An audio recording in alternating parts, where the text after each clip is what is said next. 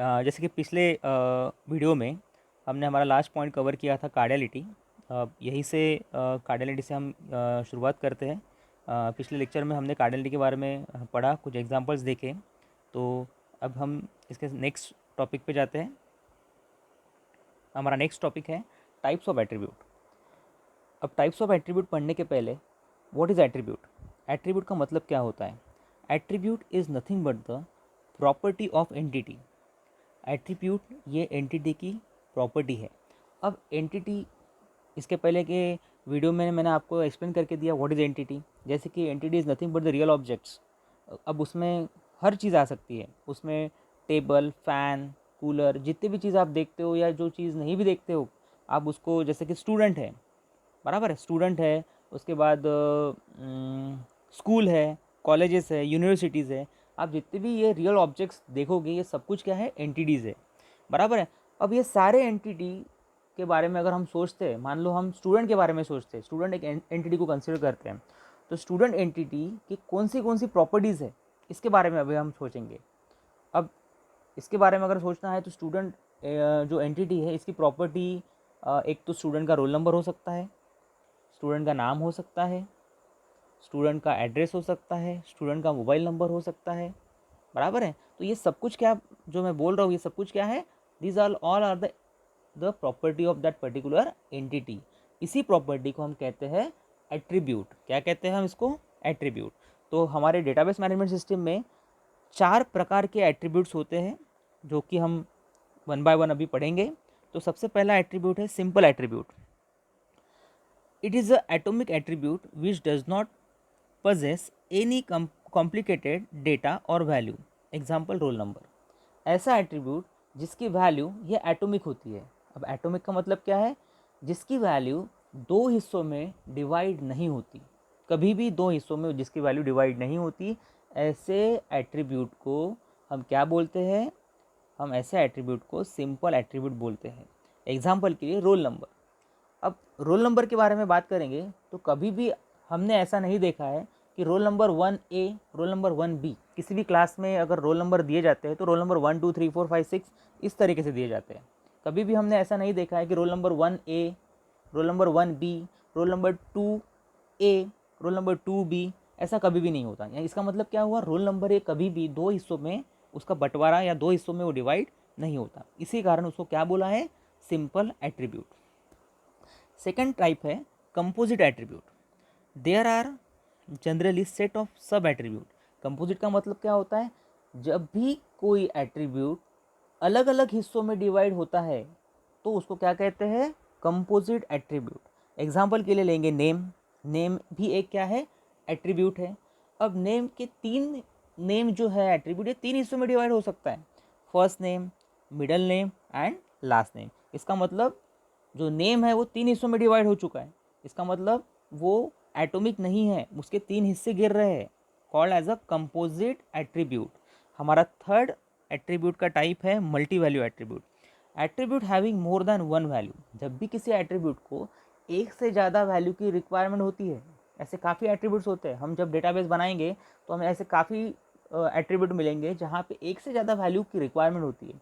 अभी अगर हम कंसिडर करते हैं तो मोबाइल नंबर या हमारा टेलीफोन नंबर हो सकता है, हमारे पास दो मोबाइल नंबर है। अब मैक्सिमम सभी के पास दो सिम कार्ड का मोबाइल आता है, यानी आप जब हमें मोबाइल नंबर, अगर हम कॉलेज को आप मोबाइल नंबर देते हो तो उस वक्त आप आपके दो मोबाइल नंबर दे सकते हो। यानी जो एट्रीब्यूट है आपका टेलीफोन नंबर या मोबाइल नंबर वो कैसा है? मल्टी वैल्यू, क्योंकि उसमें दो वैल्यू आ रही है। उसमें एक वैल्यू है क्या? नहीं, एक वैल्यू भी आ सकती है या दो वैल्यू भी आ सकती है। तो दो वैल्यू आ रही है इसलिए उसको क्या बोला है? Multi value. एक से ज़्यादा वैल्यू होने के कारण उसको बोला है मल्टी वैल्यू। उसके बाद है डिराइव्ड एट्रीब्यूट। अब डिराइव्ड एट्रीब्यूट का मतलब क्या होता है वो पढ़ेंगे। Attribute which is derived from one another attribute.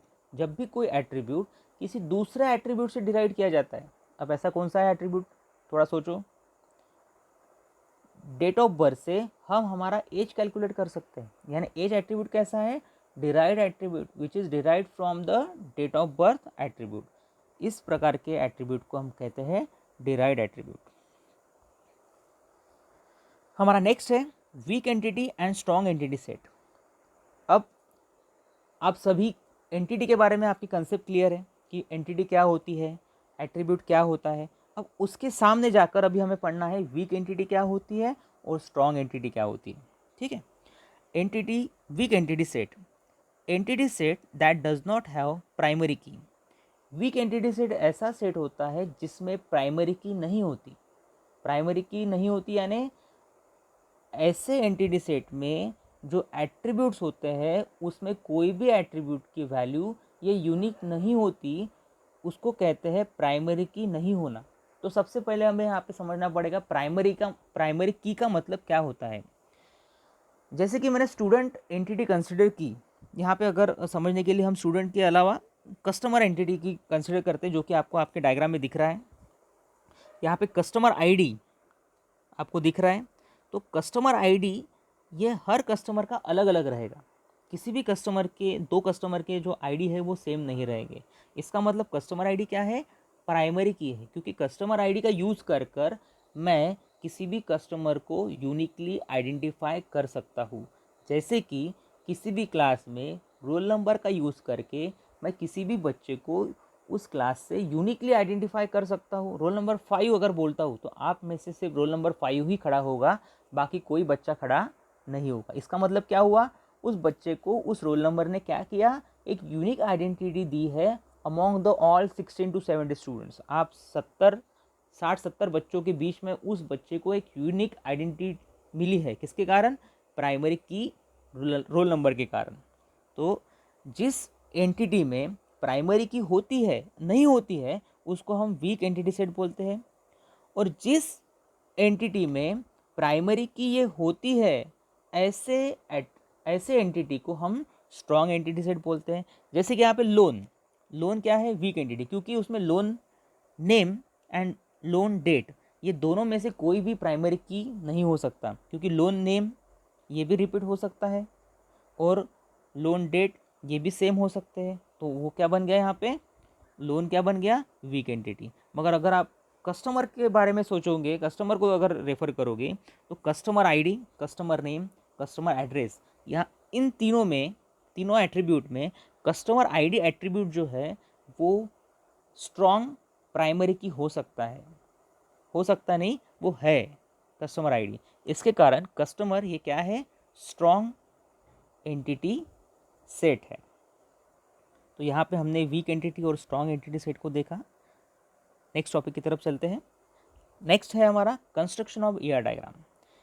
अब इसके पहले के वीडियोस में हमने ईआर मॉडल क्या होता है, उसमें सिंबल्स कौन से यूज़ होते हैं, ईआर मॉडल का यूज़ क्या है, ये सब कुछ हमने पढ़ा।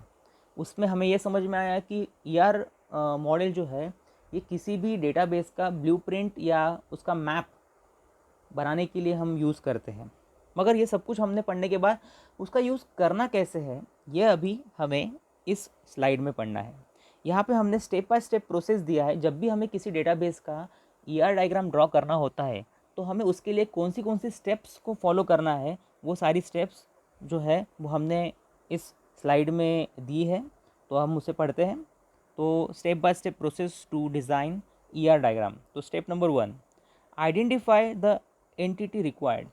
सबसे पहले जो भी टास्क या जो भी क्वेश्चन या जो भी डेटाबेस हमें बनाना है उसमें कौन सी एंटिटीज़ रिक्वायर्ड है या लग रही है वो पता करना पड़ेगा, बराबर है।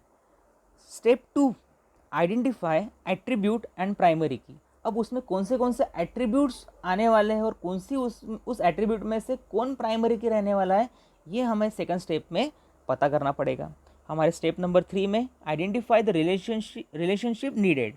अब ये जो हमने स्टेप नंबर 1 में एंटिटी फाइंड आउट की है, इनके बीच में रिलेशन कैसा रहेगा इसको हमें स्टेप नंबर 3 में आइडेंटिफाई करना पड़ेगा कि इनके बीच में रिलेशनशिप किस तरीके से रहेगा।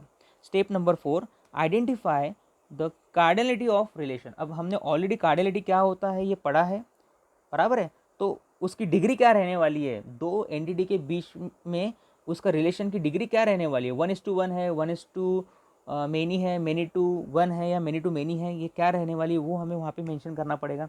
तो इस तरीके से हमें हमारा ईआर डायग्राम फॉर्म करना पड़ेगा। तो इसको समझने के लिए हम एक एग्जांपल कंसिडर करते हैं जो कि हम एग्जांपल ले रहे हैं ER diagram for student and college relationship. हमने एकदम सिंपल लेवल का एक एग्जांपल यहाँ पे कंसिडर किया है जिसमें स्टूडेंट और कॉलेज ये दो एंटिटी कंसिडर किया है। तो मान लो हमें ये डेटाबेस का एक स्टेटमेंट दिया गया है स्टूडेंट और रिलेशनशिप का। अब इसकी ईआर डायग्राम हमें ड्रॉ करना है। तो सबसे पहले जो हमारी फर्स्ट स्टेप है, आइडेंटिफाई द एंटिटी रिक्वायर्ड। तो सबसे पहले हमने आइडेंटिफाई की यहाँ पे एंटिटी है स्टूडेंट एंड कॉलेज। तो सबसे पहले हम स्टूडेंट ड्रॉ कर लेंगे रेक्टेंगल और कॉलेज का रेक्टेंगल ड्रॉ कर लेंगे, सबसे फर्स्ट स्टेप। हमारी सेकंड स्टेप है आइडेंटिफाई एट्रीब्यूट प्राइमरी की।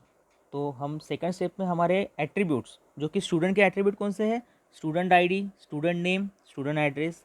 कॉलेज के एट्रीब्यूट कौन से हैं, college ID and college name. इनको आइडेंटिफाई कर लेंगे और उनको भी ड्रॉ कर लेंगे। और इसके बीच में प्राइमरी की कौन रहेगा उसको भी हम आइडेंटिफाई कर रहे हैं। अब स्टूडेंट के बारे में अगर सोचेंगे तो यहाँ पे स्टूडेंट आईडी ये प्राइमरी की हो सकता है, और कॉलेज के बारे में सोचेंगे तो कॉलेज आईडी ये प्राइमरी की हो सकता है। उसके बाद नेक्स्ट हमारी स्टेप है step number 3, identify the relationship needed. अब स्टूडेंट और कॉलेज के बीच में रिलेशन क्या रहेगा उसको हम आइडेंटिफाई कर रहे हैं। तो हमने डायमंड को ड्रॉ किया और हमने लिखा उसके अंदर में रिलेशन स्टडी इन, क्योंकि स्टूडेंट क्या कर रहा है, कॉलेज के अंदर पढ़ रहा है, तो हम क्या लिख रहे हैं, study in. Step number 4, identify the cardinality ratio. अब इन दोनों के बीच में कार्डियलिटी रेशो कैसे रहेगा। अब किसी भी कॉलेज में कॉलेज एक रहेगा और उसमें एक से ज़्यादा बच्चे पढ़ने वाले हैं, तो रिलेशन कैसा रहेगा, मेनी टू वन। अब मेनी टू वन को रिप्रेजेंट करने के लिए लिखना पड़ता है M1, इसलिए हमने यहाँ पे स्टूडेंट्स के साइड में M लिखा और कॉलेज के साइड में 1 लिखा। तो इस तरीके से हमें ये ER डायग्राम को ड्रॉ करना है with the help of ER diagram symbols. Thank you so much.